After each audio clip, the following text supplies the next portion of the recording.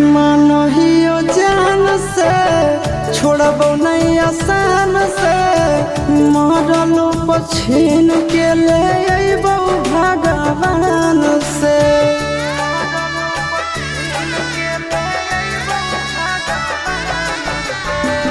मानहियो जान से छोड़बो नहीं आसान से मरलो पछीन के ले अइबो भगवान से।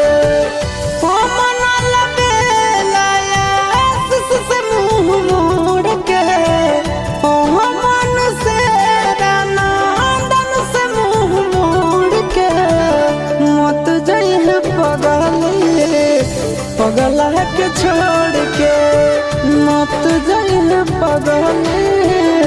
पगला के छोड़ के।